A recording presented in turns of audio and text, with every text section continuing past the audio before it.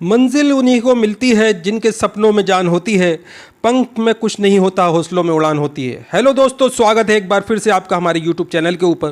दोस्तों, आज हम आपके लिए लूसेंट जी के जीएस का महत्वपूर्ण वीडियो लेकर आए हैं। सभी क्वेश्चन आने वाले एग्जाम्स के लिए बहुत ही महत्वपूर्ण होने वाले हैं। वीडियो पर लास्ट तक ज़रूर बने रहिएगा। तो चलिए देर न करते हुए वीडियो स्टार्ट करते हैं। तो आपके सामने आपका पहला क्वेश्चन है, देश के कुल विद्युत उत्पादन में ताप विद्युत का योगदान कितना है दोस्तों? तो राइट आंसर हो जाएगा इसमें आपका 70%। दोस्तों, ताप विद्युत जो है उसका योगदान देश में जो है 70% है। ध्यान रखिएगा, इंपॉर्टेंट क्वेश्चन है। अगला क्वेश्चन आपके सामने, तालचेर एवं इंदौर किसके लिए विख्यात है? तो राइट आंसर हो जाएगा इसमें आपका तापीय शक्ति संयंत्रों हेतु। इंपॉर्टेंट क्वेश्चन है दोस्तों, सारे के सारे पिछले एग्जामों में रिपीटेड है। अगला क्वेश्चन आपके सामने, मुद्रा अल्ट्रा मेगा पावर लिमिटेड परियोजना कहाँ स्थित है? तो राइट आंसर है गुजरात के अंदर। एनटीपीसी सिगरौली कहाँ स्थित है? तो राइट आंसर है उत्तर प्रदेश में। अगला क्वेश्चन आपके सामने, लोकटक शक्ति परियोजना किस राज्य में स्थित है? तो राइट आंसर है मणिपुर में। टनकपुर परियोजना किस राज्य में स्थित है? तो राइट आंसर है उत्तराखंड में। अगला क्वेश्चन है, उत्तराखंड राज्य पूर्णतः किस प्रकार की ऊर्जा पर निर्भर है? तो राइट आंसर है जल विद्युत ऊर्जा पर। बीएआरसी का पूरा नाम क्या है? तो राइट आंसर है भाभा एटॉमिक रिसर्च सेंटर। अगला क्वेश्चन आपके सामने, बीएआरसी का मुख्यालय कहाँ है? तो राइट आंसर है टॉम्बे, महाराष्ट्र के अंदर बीएआरसी का मुख्यालय है। परमाणु शोध के इंदिरा गांधी केंद्र की स्थापना कब व कहाँ की गई थी? तो राइट आंसर है इसमें आपका 1971 ईस्वी में कलपक्कम चेन्नई के अंदर की गई थी। दोस्तों, इंपॉर्टेंट क्वेश्चन है, बहुत बार एग्जाम में रिपीट होता रहता है। अगला क्वेश्चन आपके सामने, भारत विश्व का कौन से नंबर का सबसे बड़ा ऊर्जा उत्पादक देश है और ये कुल ऊर्जा का कितना उत्पादन करता है? तो दोस्तों, ये विश्व का जो है 11वां सबसे बड़ा ऊर्जा उत्पादक देश है और 2.4 ये कुल ऊर्जा का उत्पादन करता है। दोस्तों, इंपॉर्टेंट क्वेश्चन है, 2 क्वेश्चन बनते हैं इसमें, आपके ध्यान रखिएगा। अगला क्वेश्चन आपके सामने, विश्व के सबसे बड़े ऊर्जा उपभोक्ता देशों में भारत का स्थान कौन सा है? तो दोस्तों, 6ठा स्थान है भारत का, 6 नंबर पे। अगला क्वेश्चन है, भारत विश्व की कुल ऊर्जा का कितना प्रतिशत उपभोग करता है? तो दोस्तों, उपभोग जो करता है 3.7% करता है। अगला क्वेश्चन, भारत में ऊर्जा की विकास दर कितने प्रतिशत प्रतिवर्ष है? तो राइट आंसर 3.6% प्रतिवर्ष है। दोस्तों, कोयला उत्पादन में भारत का स्थान विश्व में अमेरिका और चीन के बाद कौन सा है? तो दोस्तों, तीसरा स्थान है। अगला क्वेश्चन आपके सामने, भारत में कोयले के उत्पादन का कितना प्रतिशत से भी अधिक गैर कोकारी कोयले का उत्पादन होता है? तो राइट आंसर है 90%। कोयले की सार्वजनिक खपत किस में होती है? तो राइट आंसर है विद्युत उत्पादन में। भारत के अंदर जो सबसे ज़्यादा विद्युत उत्पादन होता है कोयले से होता है। दोस्तों, भारत कोयले का कुछ निर्यात अपने किन सीमावर्ती देशों को करता है? तो दोस्तों, ये म्यांमार, श्रीलंका, पाकिस्तान और सिंगापुर को कोयले का निर्यात करता है। दोस्तों, भारत अच्छे किस्म का कुकिंग कोयला किस देश से आयात करता है? तो दोस्तों, ऑस्ट्रेलिया से आयात करता है, मंगाता है कोयला अच्छे किस्म का, उत्तम श्रेणी का। दोस्तों, अगला क्वेश्चन है, भारत के कुल सिंचित भंडार का कितना प्रतिशत कोयला गोंडवाना काल का है? तो राइट आंसर है 96%। भारत के कुल उत्पादन का लगभग कितना प्रतिशत भाग गोंडवाना काल के कोयले से प्राप्त होता है? तो राइट आंसर है 98%। अगला क्वेश्चन है, भारत में मिलने वाला गोंडवाना काल का कोयला मुख्यतः किस प्रकार का है? तो दोस्तों, ये बिटुमिनस प्रकार का है। कोयला उत्पादन में अग्रणी 5 राज्य कौन कौन से हैं? तो दोस्तों, इसमें झारखंड, छत्तीसगढ़, ओडिशा, मध्य प्रदेश और आंध्र प्रदेश है। इंपॉर्टेंट क्वेश्चन है, ध्यान रखिएगा। अगला क्वेश्चन आपके सामने, असम में पहली बार 1835 ईस्वी में पेट्रोलियम किस क्षेत्र में मिला? तो माकूम नाम का क्षेत्र है असम में, यहाँ 1835 के अंदर पेट्रोलियम पहली बार मिला था। दोस्तों, असम में वास्तविक उत्पादन कार्य 1890 ईस्वी में कहाँ से प्रारंभ हुआ? तो दोस्तों, डिगबोई असम से प्रारंभ हुआ था वास्तविक उत्पादन। इंपॉर्टेंट क्वेश्चन है, ध्यान रखिएगा। अगला क्वेश्चन आपके सामने, असम के नाहरकटिया और हुगरीजान मोरान क्षेत्र का तेल पाइपलाइन द्वारा कहाँ पे भेजा जाता है? तो दोस्तों, ये नून और बरौनी बिहार भेजा जाता है। इंपॉर्टेंट क्वेश्चन है, ध्यान रखिएगा।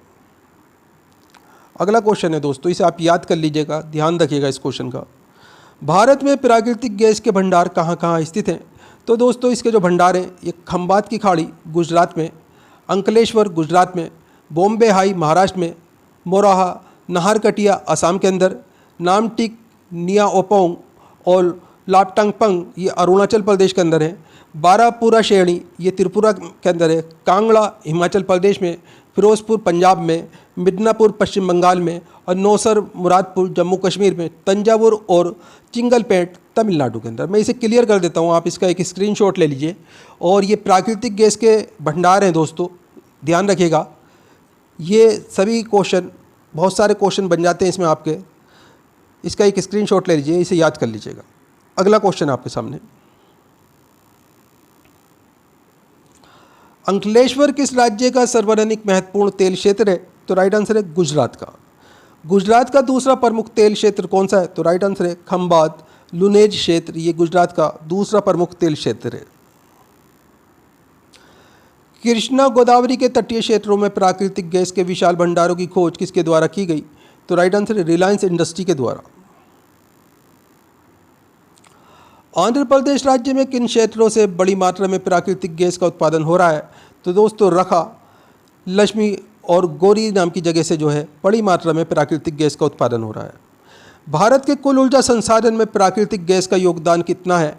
तो दोस्तों ये 9 से 10% है। अगला क्वेश्चन आपके सामने, वर्तमान में भारत अपनी आवश्यकता का लगभग कितने प्रतिशत पेट्रोलियम और पेट्रोलियम उत्पादों का आयात करता है? तो राइट आंसर है 70%। सौर ऊर्जा के दोहन के लिए सरकार ने Jawaharlal Nehru national solar mission की शुरुआत कब की? तो राइट आंसर है 11 जनवरी 2009 को। अगला क्वेश्चन है, भारत में कुल क्षेत्रफल का कितना प्रतिशत भाग शुष्क बोया गया क्षेत्र है? तो राइट आंसर है 47%। भारत की कृषि सबसे अधिक किस पर निर्भर होती है? तो राइट आंसर है वर्षा पर निर्भर है दोस्तों, बारिश के ऊपर।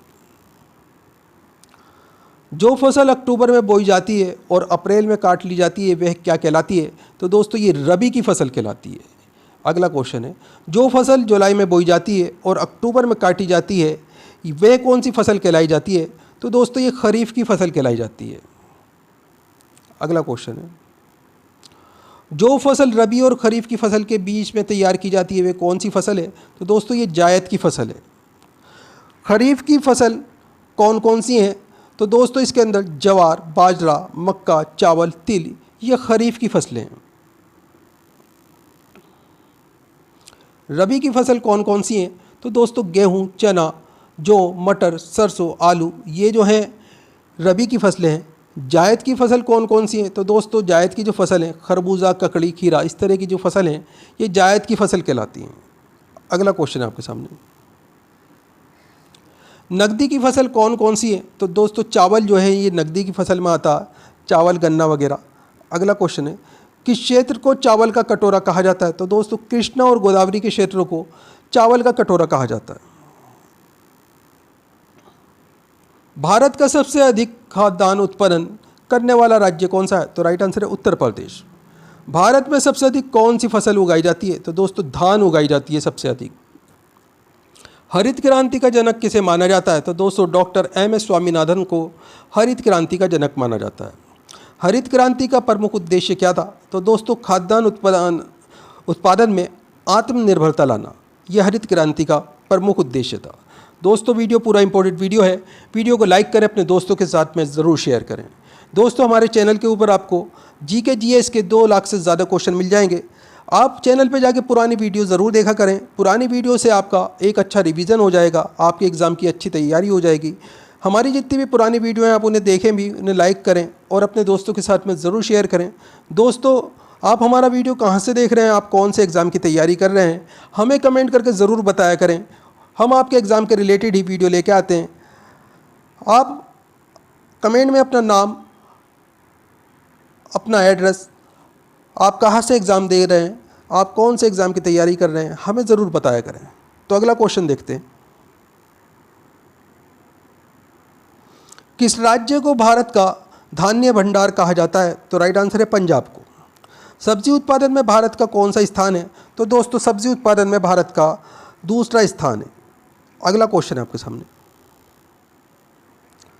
फल उत्पादन में भारत का कौन सा स्थान है? तो द्वितीय स्थान पर है, दूसरे स्थान पे फल उत्पादन में भारत। नीली क्रांति का संबंध किस उद्योग से है? तो दोस्तों मत्स्य उद्योग से, यानी कि मछलियों के उद्योग से नीली क्रांति का संबंध है। अगला क्वेश्चन है आपके सामने, श्वेत क्रांति का संबंध किस उद्योग से है? तो दोस्तों दुग्ध उत्पादन, यानी कि दूध के उत्पादन से श्वेत क्रांति का संबंध है। सुनहरी क्रांति किस फसल से संबंध रखती है? तो दोस्तों बागवानी व शहद उत्पादन से सुनहरी क्रांति संबंध रखती है। अगला क्वेश्चन है, गोल क्रांति किसके लिए चलाई गई? तो दोस्तों आलू उत्पादन के लिए गोल क्रांति चलाई गई थी। कौन सी क्रांति से संबंधित नहीं है? तो कृष्णा क्रांति, ये क्रांति से संबंधित नहीं है। अगला क्वेश्चन है, गुलाबी क्रांति किससे संबंधित है? तो दोस्तों झींगा उत्पादन से गुलाबी क्रांति संबंधित है। भारत में कुल कार्यशील जनसंख्या का कितना प्रतिशत भाग कृषि में लगा हुआ है? तो राइट आंसर है 64.5%। अगला क्वेश्चन आपके सामने, नीलगिरी के पहाड़ी क्षेत्रों में कौन सी फसल उगाई जाती है? तो दोस्तों कॉफ़ी उगाई जाती है। राष्ट्रीय रसदार फल अनुसंधान केंद्र कहाँ है? तो राइट आंसर है नागपुर में। आगे क्वेश्चन है आपके सामने, अंगूरों की खेती के लिए कौन सा शहर प्रसिद्ध है? तो दोस्तों नासिक प्रसिद्ध है अंगूरों की खेती के लिए। मूंगफली भारत में सबसे अधिक किस राज्य में उगाई जाती है? तो राइट आंसर है गुजरात में। आगे क्वेश्चन है, चावल का उत्पादन सर्वाधिक किस राज्य में होता है? तो दोस्तों पश्चिम बंगाल में होता है। भारत के किस राज्य में गेहूं की खेती नहीं होती? तो दोस्तों तमिलनाडु के अंदर गेहूं की खेती नहीं होती है। अगला क्वेश्चन है, किस फसल की कटाई व बुआई में सबसे अधिक समय लगता है? तो दोस्तों गन्ने की कटाई व बुआई में सबसे अधिक समय लगता है। तिलहन प्रौद्योगिकी मिशन की स्थापना कब हुई? तो राइट आंसर है 1986 में। आगे क्वेश्चन आपके सामने, भारत का उर्वरक उत्पादन में विश्व में कौन सा स्थान है? तो दोस्तों तीसरा स्थान है। वर्तमान में भारत के सकल घरेलू उत्पाद में कृषि व सब क्षेत्र का योगदान कितना है? तो राइट आंसर इसमें आपका 13.67%। अगला क्वेश्चन है, मूंगफली में दाने का औसत प्रतिशत कितना होता है? तो दोस्तों 70% होता है। इंपॉर्टेंट क्वेश्चन है, बहुत बार एग्जाम में पूछा जाता रहा है। केंद्रीय शुष्क भूमि खेती अनुसंधान संस्थान कहाँ स्थित है? तो दोस्तों हैदराबाद में। अगला क्वेश्चन है, मक्का की खेती किस मौसम में की जाती है? तो दोस्तों खरीफ के मौसम में मक्का की खेती की जाती है। दुग्ध उत्पादन में श्वेत क्रांति लाने का श्रेय किसे जाता है? तो डॉक्टर वर्गीस कुरियन को दुग्ध उत्पादन में श्वेत क्रांति लाने का श्रेय जाता है। अगला क्वेश्चन है, दुग्ध उत्पादन में भारत का कौन सा स्थान है? तो दोस्तों प्रथम स्थान है विश्व के अंदर भारत का दुग्ध उत्पादन में। भारत में सर्वोत्तम चाय कहाँ पैदा की जाती है? तो दोस्तों दार्जिलिंग में सर्वोत्तम चाय पैदा की जाती है। किस फसल के लिए पानी की अधिकतम आवश्यकता है किंतु जमाव नहीं? तो दोस्तों चाय के लिए पानी की अधिकतम आवश्यकता होती है। काजू का सबसे बड़ा उत्पादक राज्य कौन सा है? तो राइट आंसर है केरल। अगला क्वेश्चन आपके सामने, रेशे वाली फसलें कौन सी होती हैं? तो दोस्तों कपास, जूट और सन के बान आते हैं दोस्तों चरपाई वगैरह बुनने के लिए, ये रेशे वाली फसलें होती हैं। भारत में लंबे रेशे के कपास का आयात मुख्यतः कहाँ से होता है? तो दोस्तों संयुक्त राज्य अमेरिका से होता है। अगला क्वेश्चन आपके सामने, दलहन उत्पादन में भारत का कौन सा राज्य सबसे आगे है? तो राइट आंसर है राजस्थान। स्वच्छ जलीय मछली का उत्पादन करने वाला कौन सा राज्य है? तो राइट आंसर है पश्चिम बंगाल। ये स्वच्छ जलीय मछली का उत्पादन करने वाला राज्य है। अगला क्वेश्चन है आपके सामने, तंबाकू उत्पादन में भारत का विश्व में कौन सा राज्य है, स्थान है? तो दोस्तों तीसरा स्थान है विश्व के अंदर तंबाकू उत्पादन में। अगला क्वेश्चन है, भारत के जूट का सर्वाधिक क्षेत्रफल वाला राज्य कौन सा है? तो राइट आंसर है पश्चिम बंगाल। भारत का सबसे बड़ा सोयाबीन उत्पादक राज्य कौन सा है? तो राइट आंसर है मध्य प्रदेश। नारियल उत्पादन में भारत का विश्व में कौन सा स्थान है? तो राइट आंसर है प्रथम। अगला क्वेश्चन है आपके सामने, हरित क्रांति के फलस्वरूप देश में कुल खाद्यान्न में किसकी उत्पादकता में कमी आई है? तो राइट आंसर दलहन और मोटे अनाज की उत्पादकता में कमी आई है। शुष्क भूमि के लिए सबसे अच्छी फसल कौन सी है? तो राइट आंसर है मूंगफली। अगला क्वेश्चन आपके सामने, झूम क्या है? तो झूम दोस्तों कृषि का एक तरीका है। बड़े पैमाने पर जूट की खेती किस नदी क्षेत्र में की जाती है? तो दोस्तों हुगली नदी क्षेत्र में बड़े पैमाने पर जूट की खेती की जाती है। केसर सबसे अधिक मात्रा में कहाँ होती है? तो दोस्तों कश्मीर के अंदर केसर सबसे अधिक मात्रा में होती है। कृषि को उद्योग का दर्जा देने वाला प्रथम राज्य कौन सा है? तो राइट आंसर है महाराष्ट्र। अगला क्वेश्चन आपके सामने, किस समिति ने कृषि जोतों पर कर लगाने की प्रस्तुति की? तो राइट आंसर है राज्य समिति ने। भारत में कुल कितने बंदरगाह हैं? तो दोस्तों 13 बड़े व 200 छोटे बंदरगाह हैं। इंपॉर्टेंट क्वेश्चन है, ध्यान रखिएगा। अगला क्वेश्चन आपके सामने, भारत का सबसे बड़ा प्राकृतिक बंदरगाह कहाँ है? तो राइट आंसर है मुंबई के अंदर। भारत में कुल अंतर्राष्ट्रीय व्यापार का कितना प्रतिशत व्यापार समुद्री मार्ग द्वारा होता है? तो राइट आंसर है 95%। अगला क्वेश्चन है, किस बंदरगाह को भारत का प्रवेश द्वार कहा जाता है? तो दोस्तों मुंबई को जो है भारत का प्रवेश द्वार कहा जाता है। भारत का सबसे गहरा बंदरगाह कौन सा है? तो दोस्तों गंगावरम बंदरगाह आंध्र प्रदेश, ये भारत का सबसे गहरा बंदरगाह है। अगला क्वेश्चन आपके सामने, कौन सा बंदरगाह मुक्त व्यापार क्षेत्र में है? तो दोस्तों कांडला जो है ये बंदरगाह मुक्त व्यापार क्षेत्र के अंदर है। दोस्तों वीडियो पूरा इंपॉर्टेंट वीडियो है, वीडियो को लाइक करें, अपने दोस्तों के साथ में ज़रूर शेयर करें। दोस्तों हमारे चैनल के ऊपर आपको 2 लाख से ज़्यादा लूसेंट जी के जीएस से और अन्य किताबों से संबंधित प्रश्न मिल जाएंगे। दोस्तों आप हमारे चैनल से बिहार जी के, यूपी जी के, एमपी जी के, राजस्थान जी के, आप भारत के किसी भी एग्ज़ाम की तैयारी कर रहे हो, सभी के रिलेटेड आपको वीडियो हमारे चैनल के ऊपर अवेलेबल हैं। आप पुरानी वीडियो जाके ज़रूर देखा कीजिए ताकि आपके एग्ज़ाम्स की प्रिपरेशन बहुत ही अच्छी हो जाए। दोस्तों आप हमारा वीडियो कहाँ से देख रहे हैं, आपका नाम क्या है, आप कौन से एग्ज़ाम की तैयारी कर रहे हैं, हमें कमेंट करके ज़रूर बताया कीजिए। हम आपके एग्ज़ाम के रिलेटेड आपको वीडियो प्रोवाइड कराने की कोशिश करेंगे। मार्मागाओ पत्तन कहाँ स्थित है? तो दोस्तों गोवा के अंदर मार्मागाओ पत्तन स्थित है। दोस्तों भारत का निगमीकृत बंदरगाह कौन सा है? तो दोस्तों ओडिशा जो है ये भारत का निगमीकृत बंदरगाह है। अगला क्वेश्चन आपके सामने, डॉल्फिन नोज नामक चट्टान के पीछे कौन सा बंदरगाह है? तो दोस्तों विशाखापट्टनम बंदरगाह आंध्र प्रदेश के अंदर स्थित है। ये डॉल्फिन नोज नामक चट्टान के पीछे है। कौन सा बंदरगाह भारतीय समुद्री व्यापार का पूर्वी द्वार कहलाता है? तो दोस्तों कोलकाता बंदरगाह हल्दिया ये भारतीय समुद्री व्यापार का पूर्वी द्वार कहलाता है। अगला क्वेश्चन आपके सामने, भारत के पूर्वी तट पर कौन सा प्राकृतिक बंदरगाह है? तो दोस्तों विशाखापट्टनम। बंदरगाह वाला नगर किसे कहा जाता है? तो दोस्तों बंगलोर को बंदरगाह वाला नगर कहा जाता है। अगला क्वेश्चन आपके सामने, कौन सा बंदरगाह जुआरी नदी के एशुचुरारी पर स्थित है? तो राइट आंसर है मार्मागाओ बंदरगाह। नहावा शेवा बंदरगाह कहाँ स्थित है? तो दोस्तों मुंबई के अंदर नहावा शेवा बंदरगाह स्थित है। अगला क्वेश्चन आपके सामने, भारत के पूर्वी तट पर सर्वश्रेष्ठ बंदरगाह कौन सा है? तो दोस्तों विशाखापट्टनम बंदरगाह आंध्र प्रदेश के अंदर ये भारत के पूर्वी तट का सर्वश्रेष्ठ बंदरगाह है। सेतु समुद्रम परियोजना किसे जोड़ती है? तो दोस्तों मन्नार की खाड़ी व पाक जल डमरू को सेतु समुद्रम परियोजना जोड़ती है। अगला क्वेश्चन आपके सामने,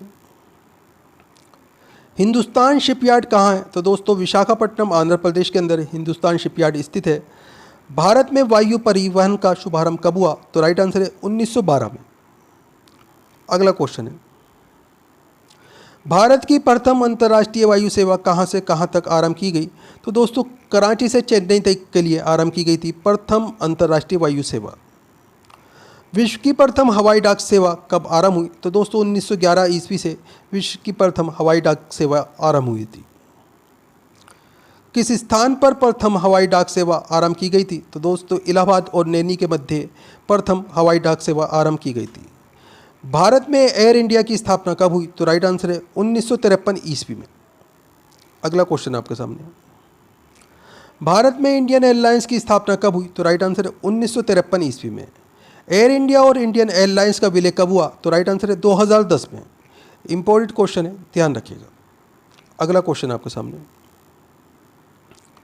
इंदिरा गांधी राष्ट्रीय उड़ान अकादमी कहाँ है? तो राइट आंसर है फुर्सतगंज उत्तर प्रदेश के अंदर। देश का पहला निजी क्षेत्र का अंतर्राष्ट्रीय हवाई अड्डा कहाँ है? तो दोस्तों कोलकाता के अंदर है। आगे क्वेश्चन आपके सामने, अंतर्राष्ट्रीय हवाई अड्डा प्राधिकरण की स्थापना कब हुई? तो राइट आंसर इसमें आपका जून 1972 ईस्वी को।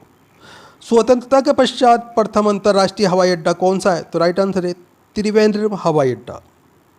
अगला क्वेश्चन आपके सामने, राष्ट्रीय हवाई अड्डा प्राधिकरण की स्थापना कब हुई? तो राइट आंसर है जून 1986 ईस्वी में। पवन हंस हेलीकॉप्टर लिमिटेड की स्थापना कब हुई? तो राइट आंसर है 15 अक्टूबर 1985 को।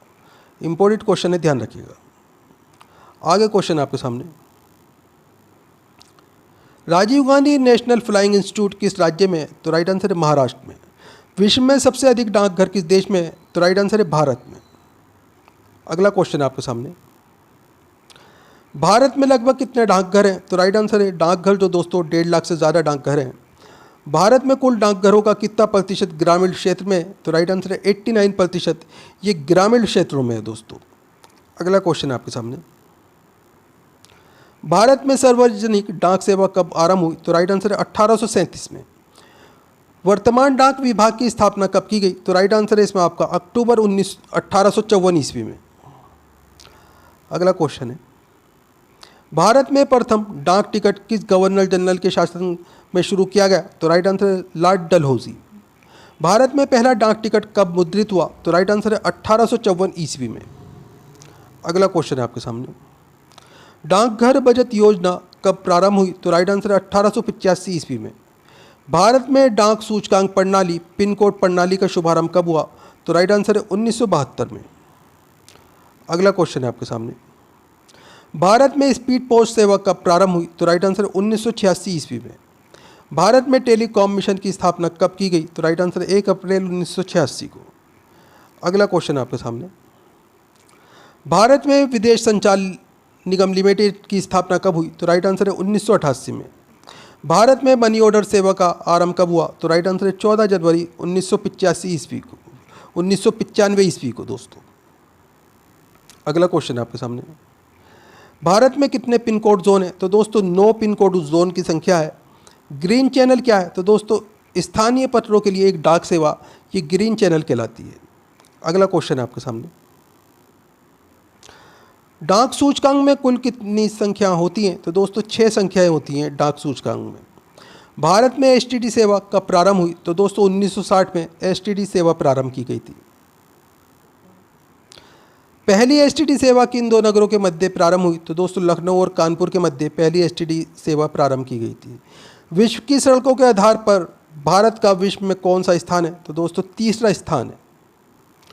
अगला क्वेश्चन है आपके सामने, भारत में कुल सड़कों की लंबाई कितनी है? तो दोस्तों 44 लाख किलोमीटर, ये भारत में कुल सड़कों की लंबाई है। भारत में सड़क परिवहन का योगदान कितना है? तो दोस्तों 80% सड़क परिवहन का योगदान है। अगला क्वेश्चन है आपके सामने, भारत के किस राज्य में सबसे अधिक पक्की सड़कें हैं? तो राइट आंसर है महाराष्ट्र और तमिलनाडु में सबसे अधिक पक्की सड़कें हैं। भारत के किस राज्य में राष्ट्रीय राजमार्ग सबसे अधिक हैं? तो राइट आंसर है उत्तर प्रदेश में। आगे क्वेश्चन आपके सामने, भारत राष्ट्रीय राजमार्ग की कुल लंबाई कितनी है? तो राइट आंसर है 70,934 किलोमीटर, ये भारतीय राष्ट्रीय राजमार्ग की कुल लंबाई है। देश में कुल सड़कों की लंबाई में राष्ट्रीय राजमार्ग का योगदान कितना है? तो दोस्तों 1.7%, ये देश में कुल सड़कों की लंबाई में राष्ट्रीय राजमार्ग का योगदान है। इंपॉर्टेंट क्वेश्चन है, ध्यान रखिए दोस्तों। वीडियो पूरा इंपॉर्टेंट है, वीडियो को लाइक करें, अपने दोस्तों के साथ में ज़रूर शेयर करें। दोस्तों आप हमारा वीडियो कहाँ से देख रहे हैं, आपका नाम क्या है, आप कौन से एग्ज़ाम की तैयारी कर रहे हैं, हमें कमेंट करके ज़रूर बताया कीजिए। दोस्तों आपके एग्ज़ाम्स के रिलेटेड हमारे चैनल के ऊपर काफ़ी सारी वीडियो हैं, 2 लाख से ज़्यादा आपको जीके जीएस के क्वेश्चन आंसर मिल जाएंगे। सभी क्वेश्चन पिछले एग्जामों में रिपीटेड क्वेश्चन है जो बार बार एग्जाम्स के अंदर पूछे जाते रहे हैं।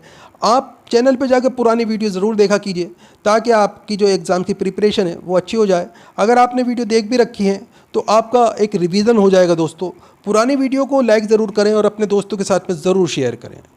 अगला क्वेश्चन देखते हैं, भारत का सबसे लंबा राष्ट्रीय राजमार्ग कौन सा है? तो दोस्तों NH7 ये भारत का सबसे लंबा राष्ट्रीय राजमार्ग है।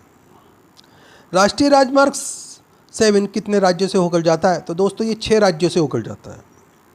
अगला क्वेश्चन आपके सामने, विश्व में सबसे ऊंचाई पर कौन सी सड़क है? तो दोस्तों मनाली लेह भारत के अंदर स्थित है, ये विश्व की सबसे ऊंची सड़क है।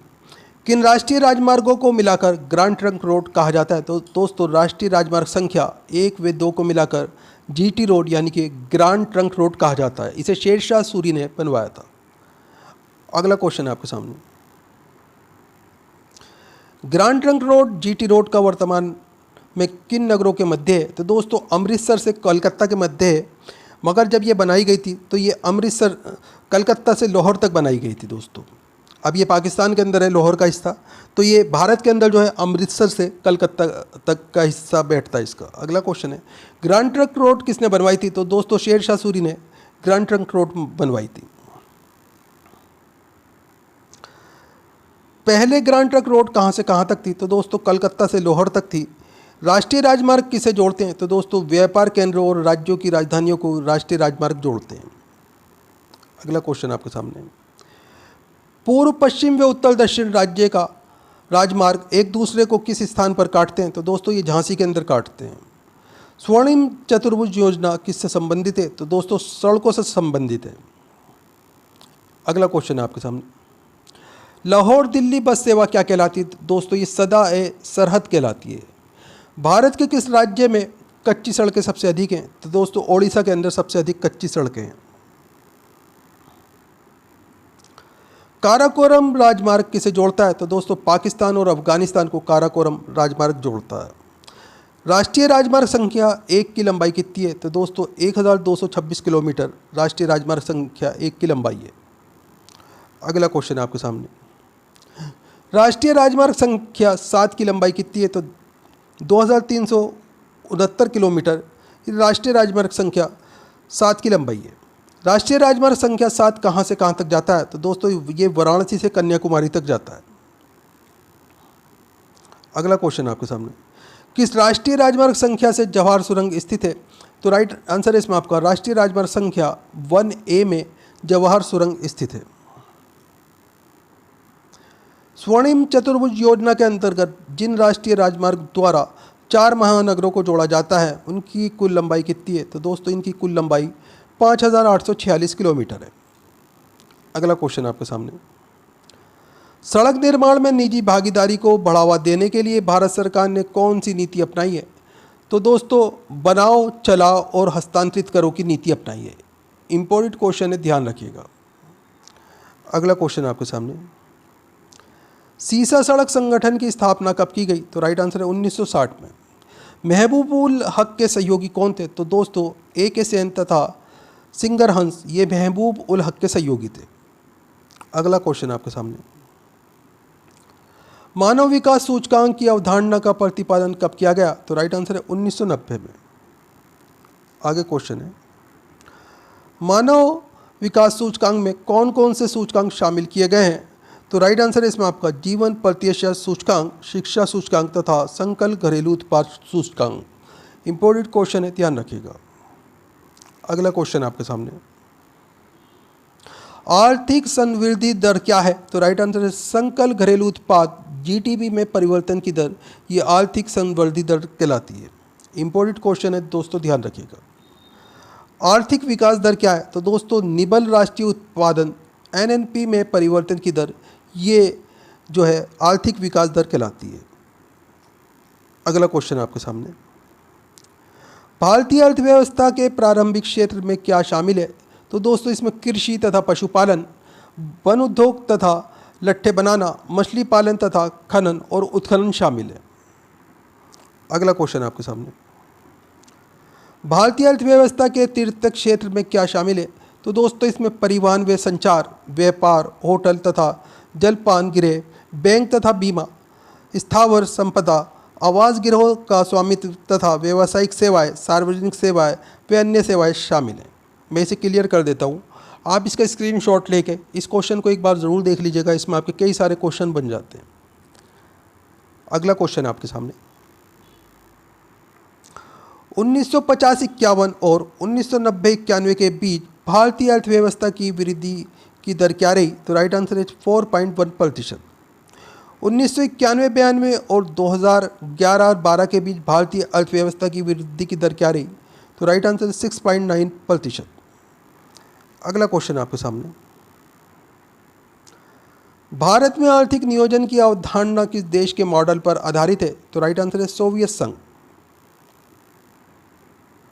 आर्थिक नियोजन की अवधारणा को विकसित करने का श्रेय किसे देश को दिया जाता है? तो दोस्तों सोवियत संघ को दिया जाता है। सोवियत संघ में पहली बार प्रथम पंचवर्षीय योजना कब शुरू की गई? तो राइट आंसर है 1928 में।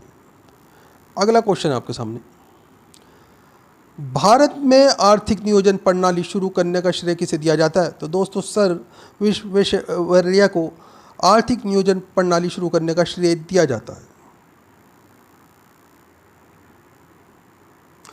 भारत के लिए नियोजित अर्थव्यवस्था प्लान्ड इकोनॉमी फॉर इंडिया नामक पुस्तक किसने लिखी है?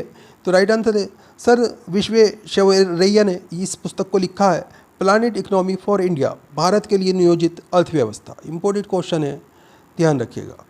अगला क्वेश्चन है आपके सामने, आर्थिक नियोजन से संबंधित बम्बई योजना कब सामने आई? तो राइट आंसर जनवरी 1944 में। बम्बई योजना कितने वर्षीय थी? तो राइट आंसर इसमें आपका ये 15 वर्षीय थी। अगला क्वेश्चन आपके सामने, मूलतः साम्यवादी सिद्धांतों पर आधारित जन योजना का सृजन किसने किया था? तो राइट आंसर है इसमें आपका एम.एन. राय ने। अगला क्वेश्चन है, 10 वर्षीय जन योजनाओं को कब प्रस्तुत किया गया? तो राइट आंसर 1944 में। आगे क्वेश्चन आपके सामने, गांधी जी के आर्थिक दर्शन पर आधारित गांधीवादी योजना को कब प्रस्तुत किया गया? तो राइट आंसर अप्रैल 1944 में। गांधीवादी योजना का सृजन किसने किया था? तो राइट आंसर है मन्ना नारायण ने। अगला क्वेश्चन है, स्वतंत्र भारत की पहली औद्योगिक नीति कब घोषित की गई थी? तो राइट आंसर 1948 में। औद्योगिक विकास एवं नियमन अधिनियम कब पारित किया गया, जिसका उद्देश्य उद्योगों का नियोजित विकास एवं नियमन करना था? तो राइट आंसर है 1951 में। अगला क्वेश्चन है आपके सामने, अहिंसात्मक ढंग से शोषण विहीन समाज की स्थापना के मुख्य उद्देश्य वाली सर्वोदय योजना का प्रकाशन कब हुआ? तो राइट आंसर है 30 जनवरी 1950 को।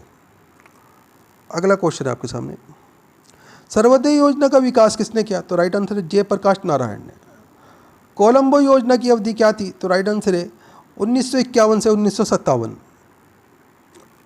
आगे क्वेश्चन है आपके सामने, योजना आयोग किस तरह की संस्था है? तो दोस्तों अर्ध संवैधानिक राजनीतिक संस्था का नाम योजना आयोग है। अब ये खत्म हो गई है 2014 के अंदर, इसकी जगह नीति आयोग बना दिया गया है। इसकी अध्यक्षता प्रधानमंत्री करते हैं। अगला क्वेश्चन है, प्रथम पंचवर्षीय योजना किस मॉडल पर आधारित थी? तो दोस्तों ये डोमर संबंधित मॉडल पर आधारित थी। अगला क्वेश्चन है आपके सामने, प्रथम पंचवर्षीय योजना की समय अवधि क्या थी? तो राइट आंसर है 1951 से 1956 तक। द्वितीय पंचवर्षीय योजना का काल क्या था? तो राइट आंसर 1956 से 1961 तक। दोस्तों वीडियो पूरा इंपॉर्टेंट वीडियो है, वीडियो को लाइक करें, अपने दोस्तों के साथ में ज़रूर शेयर करें। दोस्तों आप हमारा वीडियो कहाँ से देख रहे हैं, आपका नाम क्या है, आप कौन से एग्ज़ाम की तैयारी कर रहे हैं, हमें कमेंट करके ज़रूर बताएं। हम आपके एग्ज़ाम के रिलेटेड आपको वीडियो प्रोवाइड कराने की कोशिश करेंगे। दोस्तों हमारे चैनल के ऊपर आपको 2 लाख से ज़्यादा जीके जीएस के क्वेश्चन आंसर मिल जाएंगे, जो भारत की सभी परीक्षाओं में पिछले 30 साल से बार बार पूछे जाते रहे हैं। दोस्तों सभी क्वेश्चन सेलेक्टेड क्वेश्चन है, एग्ज़ाम्स के अंदर रिपीटेड क्वेश्चन है, पिछले 30 साल से बार बार पूछे जा रहे हैं। आप पुरानी वीडियो ज़रूर देखा कीजिए ताकि आपका रिवीजन हो जाए और आपको इसका बहुत ही बेनिफिट मिलेगा। दोस्तों पुरानी वीडियो को लाइक ज़रूर करें, अपने दोस्तों के साथ में ज़रूर शेयर करें। द्वितीय पंचवर्षीय योजना में कौन कौन से इस्पात संयंत्रों की स्थापना हुई? तो राइट आंसर इसमें आपका राउरकेला ओडिशा के अंदर है, ये भिलाई छत्तीसगढ़ के अंदर है, दुर्गापुर ये पश्चिम बंगाल के अंदर है। ये द्वितीय पंचवर्षीय योजनाओं के अंदर इस्पात संयंत्रों की स्थापना है। दोस्तों अगला क्वेश्चन आपके सामने, इंटीग्रल कोच फैक्ट्री तथा चितरंजन लोकोमोटिव की स्थापना किस योजना के दौरान हुई? तो राइट आंसर है द्वितीय पंचवर्षीय योजना के दौरान। अगला क्वेश्चन आपके सामने, तीसरी पंचवर्षीय योजना कब से कब तक रही? तो राइट आंसर है 1961 से 1966 तक रही। दोस्तों ये तीसरी पंचवर्षीय योजना का प्रमुख उद्देश्य क्या था? तो राइट आंसर इसमें आपका अर्थव्यवस्था को स्वावलंबी एवं स्वस्फूर्ति बनाना। अगला क्वेश्चन आपके सामने, किस पंचवर्षीय योजना की विफलता के कारण 3 वर्ष तक योजना अवकाश रहा? तो राइट आंसर है तीसरी पंचवर्षीय योजना की विफलता के कारण। वार्षिक योजनाएं किन वर्षों में लागू की गई? तो राइट आंसर है 1966 और 69 में वार्षिक योजना लागू की गई थी। अगला क्वेश्चन आपके सामने, किस पंचवर्षीय योजना के दौरान कृषि क्षेत्र में हरित क्रांति का आरंभ हुआ? तो राइट आंसर है किसी भी योजना के दौरान हरित क्रांति का आरंभ नहीं हुआ दोस्तों। कृषि क्षेत्र में हरित क्रांति का आरंभ कब हुआ? तो राइट आंसर है 1966-67 के अंदर योजना अवकाश के दौरान कृषि क्षेत्र में हरित क्रांति का आरंभ हुआ था दोस्तों। इंपॉर्टेंट क्वेश्चन है, ये क्वेश्चन बार बार पूछे जाते रहे हैं, ध्यान रखिएगा। अगला क्वेश्चन आपके सामने, चौथी पंचवर्षीय योजना की अवधि क्या रही है? तो राइट आंसर है 1969 से 1974 तक।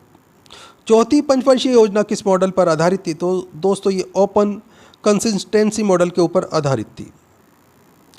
अगला क्वेश्चन आपके सामने, ओपन कंसिस्टेंसी मॉडल किसने तैयार किया था? तो दोस्तों ये अशोक रुद्र और एलन एस मात्रे ने तैयार किया था।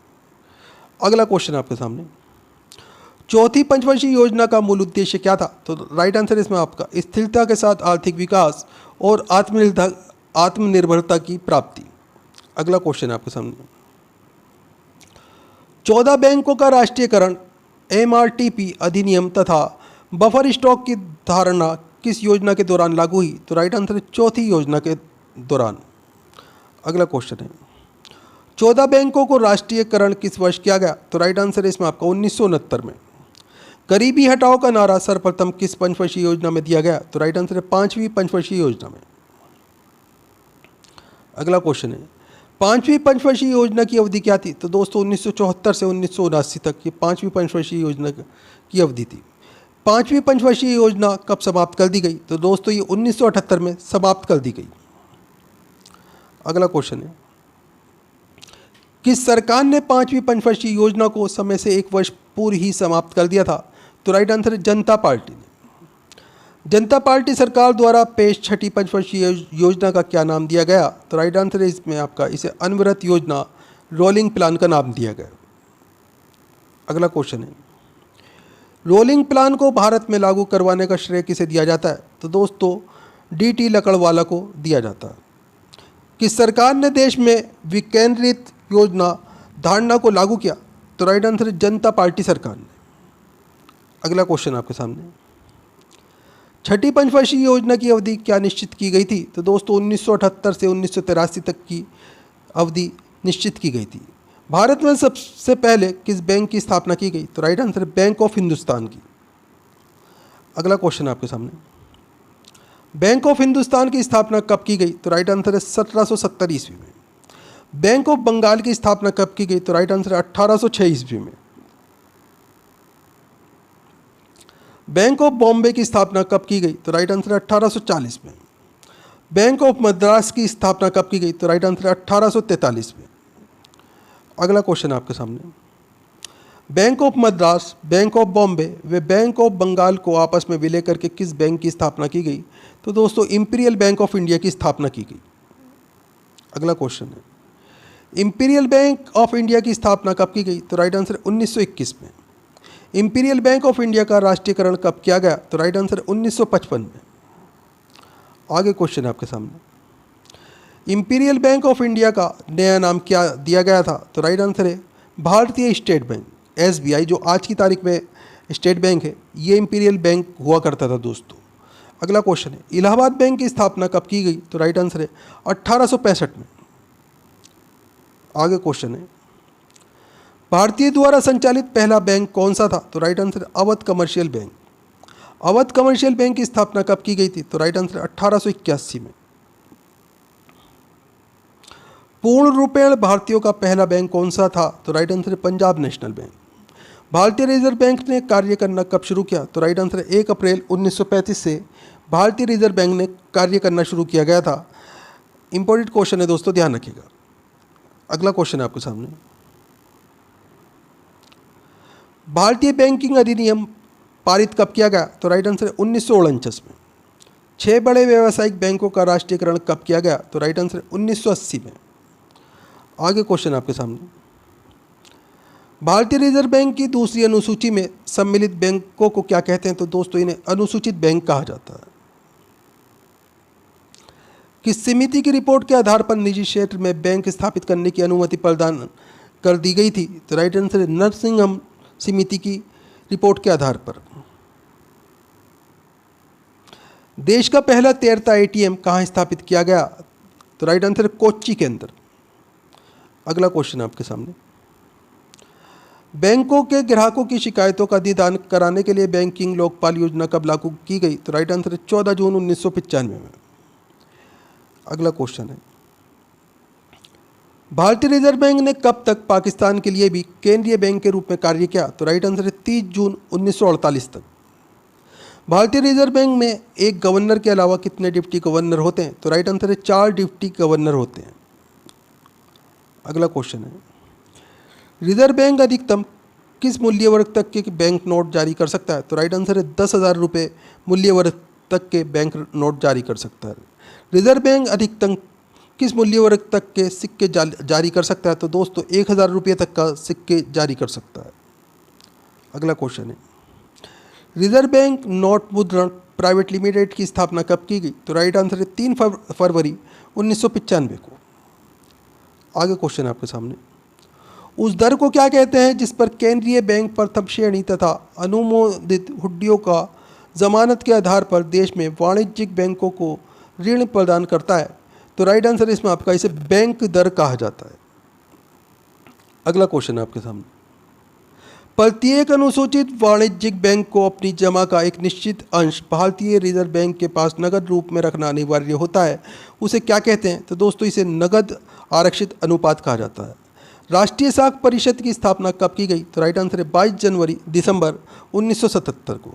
इंपॉर्टेंट क्वेश्चन है, ध्यान रखिएगा सारे के सारे। दोस्तों वीडियो पूरा इंपॉर्टेंट है, वीडियो को लाइक करें, अपने दोस्तों के साथ में ज़रूर शेयर करें।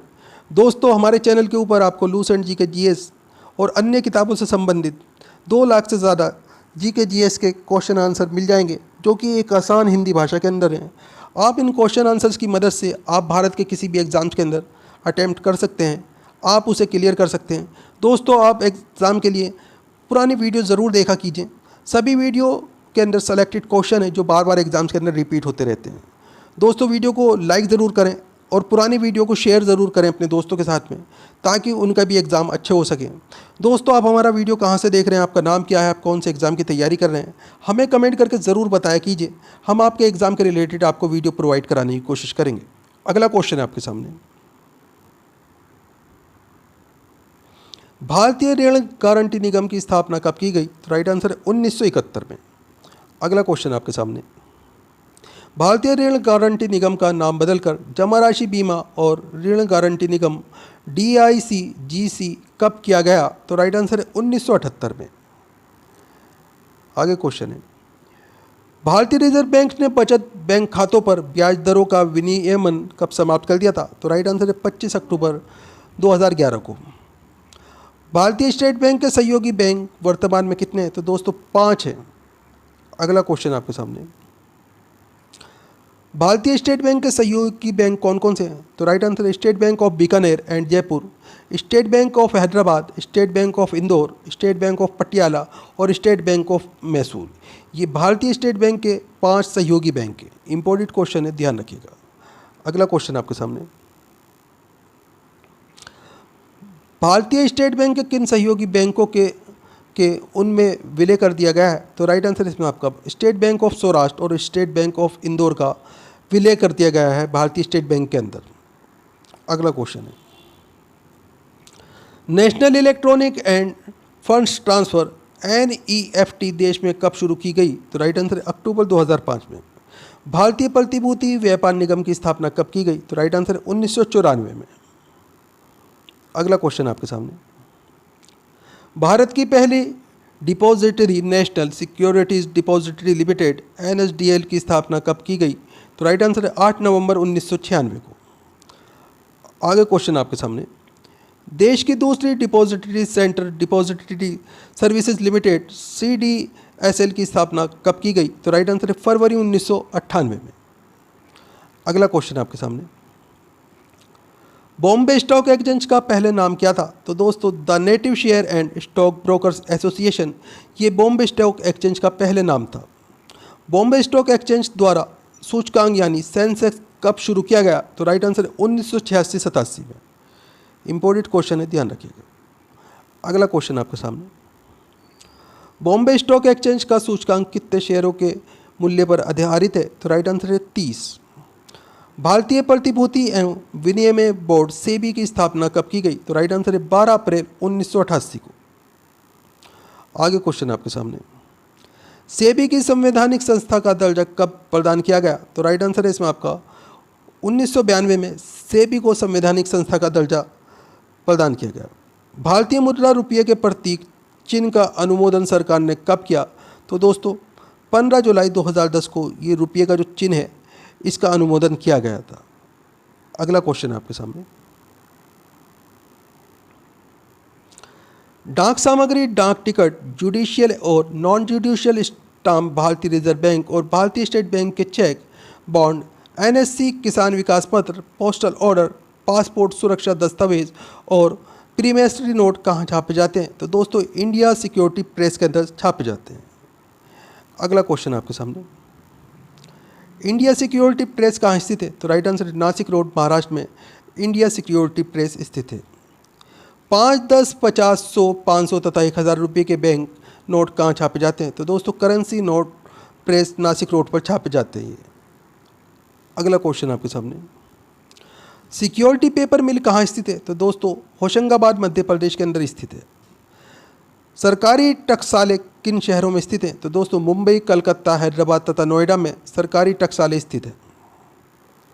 अगला क्वेश्चन आपके सामने, किस वस्तु को बेचने वाले बिंदु को अर्थशास्त्री क्या कहते हैं? तो दोस्तों उपभोग बिंदु क्या कहते हैं अर्थशास्त्री किसी वस्तु को बेचने वाले बिंदु को।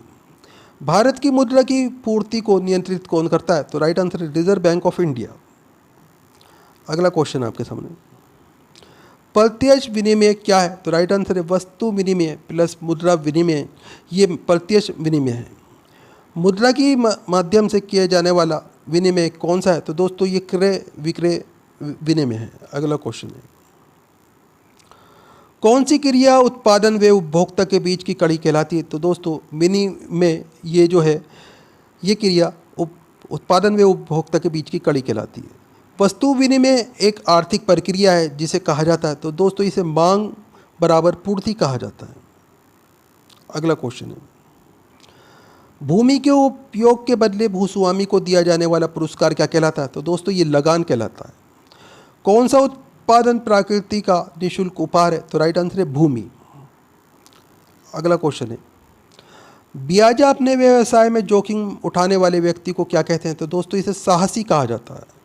इंपॉर्टेंट क्वेश्चन है, कई बार एग्जाम में आ चुका है।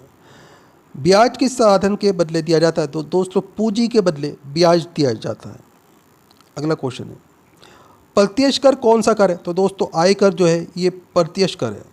कौन सा कर राज्य सरकार लगाती है? तो दोस्तों व्यापार कर राज्य सरकार लगाती है। अगली क्वेश्चन है, नगर निगम की आय का स्रोत क्या है? तो गृह कर ये नगर निगम की आय का स्रोत है। भारत की जनसंख्या की आजीविका का मुख्य स्रोत क्या है? तो राइट आंसर है कृषि।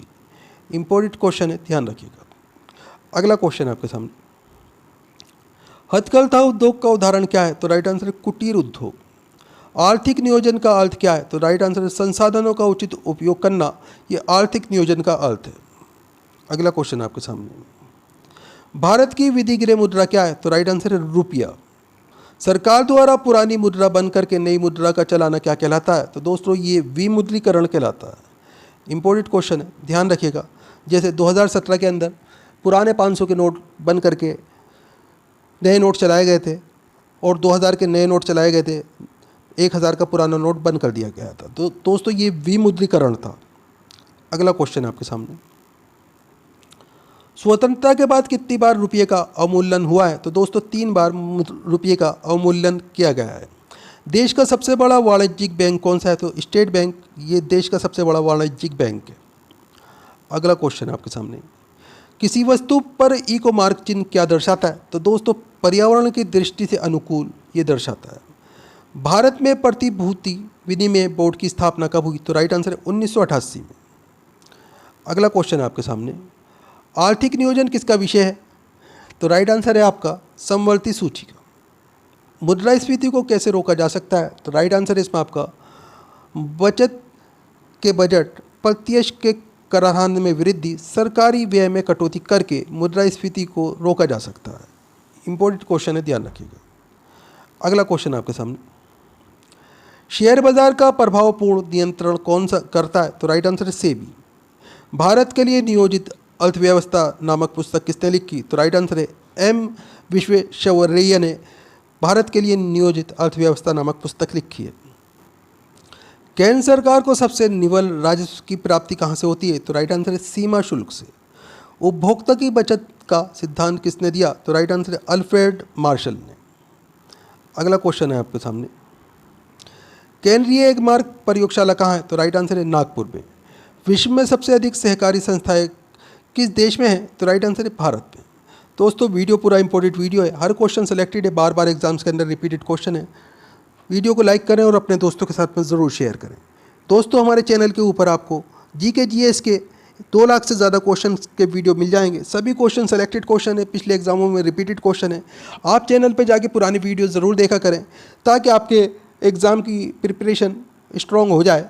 दोस्तों पुरानी वीडियो को लाइक करें और अपने दोस्तों के साथ में ज़रूर शेयर किया कीजिए।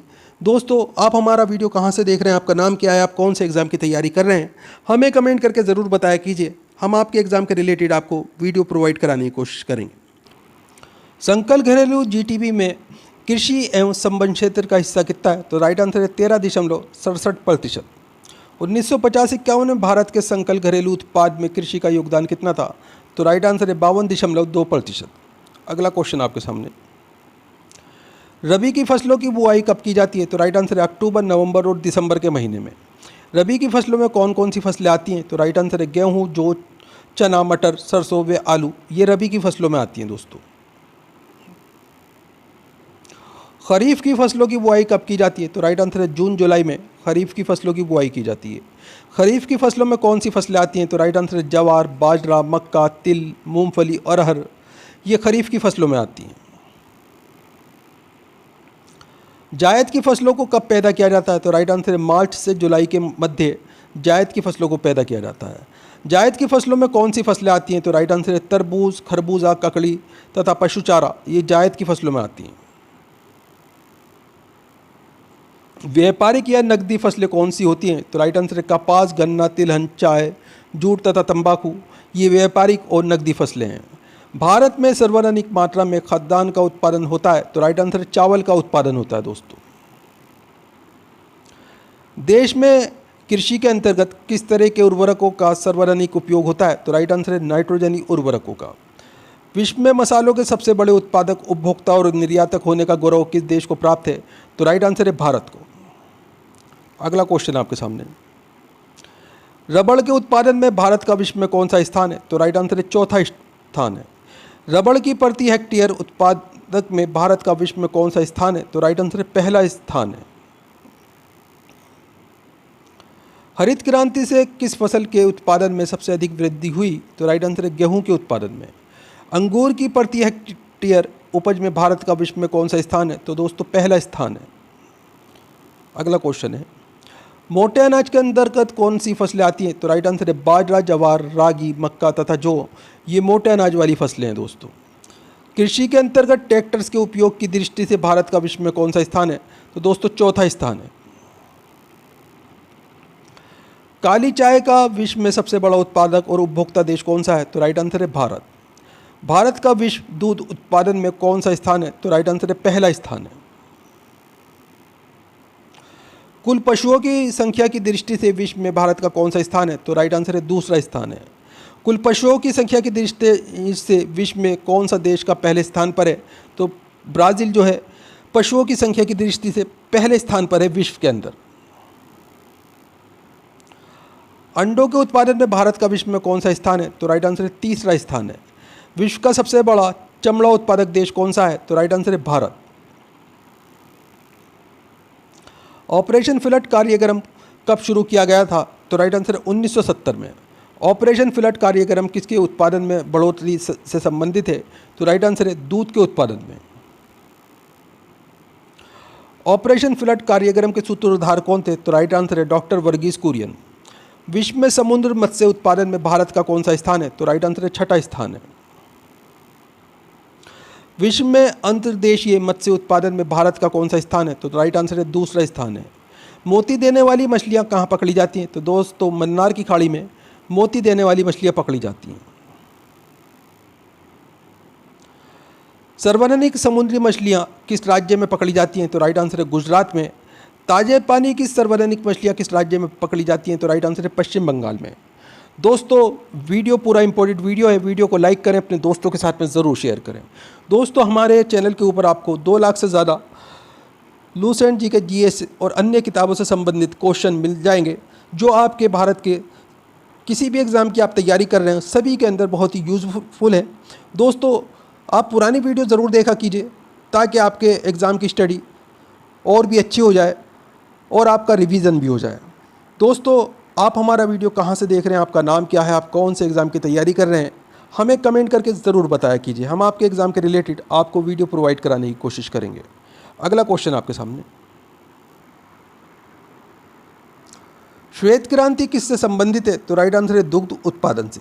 पीली क्रांति किससे संबंधित है? तो राइट आंसर है तिलहन उत्पादन से। अगला क्वेश्चन आपके सामने, छठी पंचवर्षीय योजना कब समाप्त कर दी गई थी? तो राइट आंसर है 1980 में। जनता पार्टी सरकार द्वारा पेश छठी योजना को किस सरकार ने समय से पहले ही समाप्त कर दिया था? तो राइट आंसर है कांग्रेस सरकार ने। आगे क्वेश्चन है, कांग्रेस सरकार द्वारा लागू छठी पंचवर्षीय योजना की अवधि क्या निश्चित की गई? तो राइट आंसर है 1980 से 1985। छठी पंचवर्षीय योजना में किस पर विशेष बल दिया गया? तो राइट आंसर है गरीबी निवारण तथा रोजगार सृजन के ऊपर। किस पंचवर्षीय योजना के दौरान रोजगार मापने के लिए मानक व्यक्ति वर्ष स्टैंडर्ड पर्सन ईयर को अपनाया गया? तो राइट आंसर है छठी पंचवर्षीय योजना के दौरान। ग्रामीण बेरोजगारी उन्मूलन से संबंधित कार्यक्रम IRDP, NREP, TRYSEM, DWACRA, RLEGP किस योजना में लागू किए गए? तो दोस्तों ये सभी छठी योजना में लागू किए गए। इंपॉर्टेंट क्वेश्चन है, इन्हें याद कर लीजिएगा आप। अगला क्वेश्चन आपके सामने, किस योजना के दौरान गरीबी रेखा को ग्रामीण क्षेत्र में प्रति व्यक्ति 2400 कैलोरी तथा शहरी क्षेत्र में 2100 कैलोरी के रूप में परिभाषित किया गया? तो राइट आंसर है छठी परियोजना के तहत। अगला क्वेश्चन है, कौन सी योजना 15 वर्ष की दीर्घ अवधि को ध्यान में रखकर बनाई गई थी? तो राइट आंसर है छठी योजना। किस योजना 15 वर्ष की दीर्घ अवधि को ध्यान में रखकर बनाई गई थी? तो राइट आंसर है इसमें आपका छठी योजना को। अगला क्वेश्चन है, किस योजना को प्रिस्पेक्टिव प्लानिंग कहा गया जाता है? तो राइट आंसर है छठी योजना को। 7वीं पंचवर्षीय योजना की अवधि क्या थी? तो राइट आंसर है 1986 से 91 तक।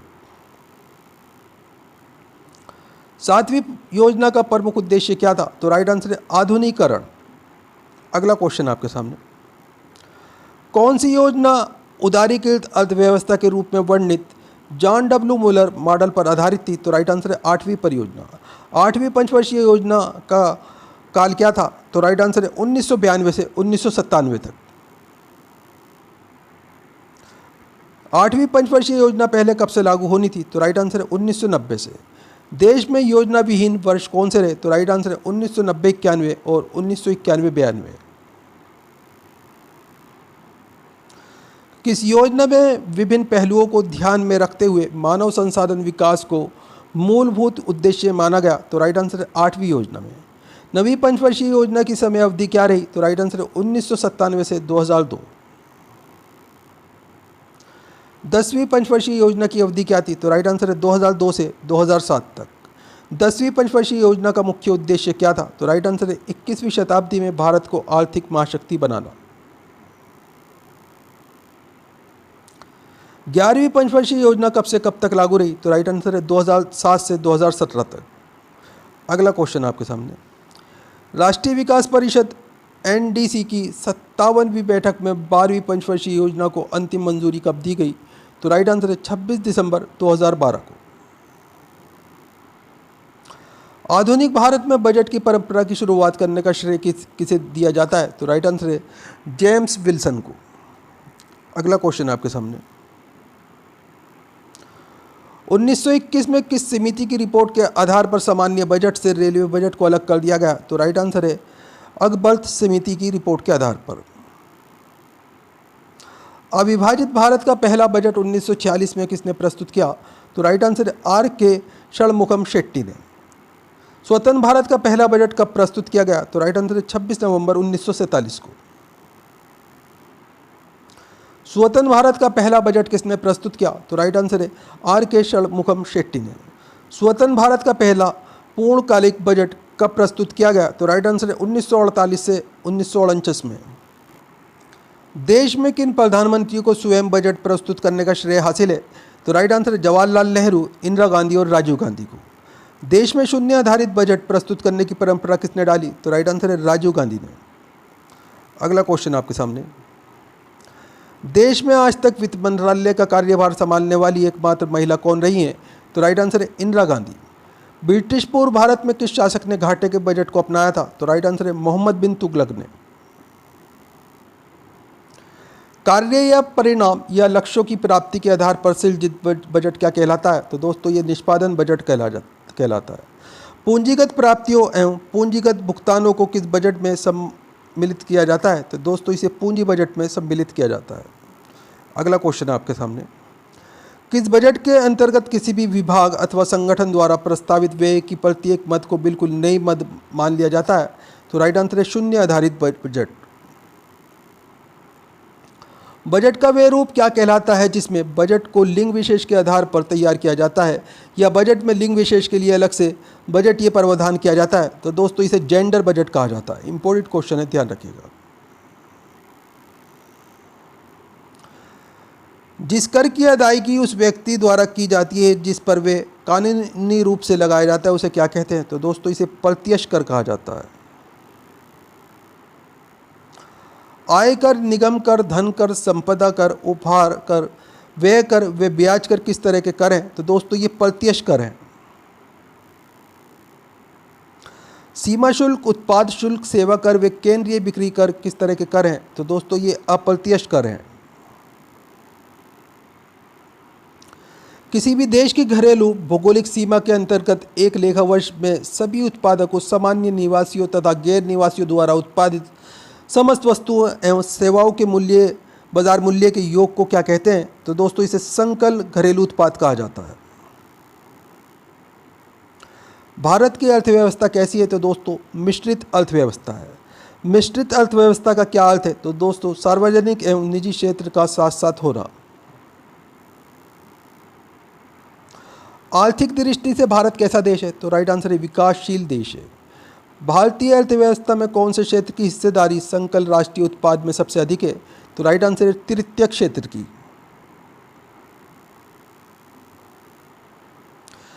क्रय शक्ति क्षमता, परचेजिंग पावर, पैरिटी पीपीपी के आधार पर विश्व में भारतीय अर्थव्यवस्था का कौन सा स्थान है?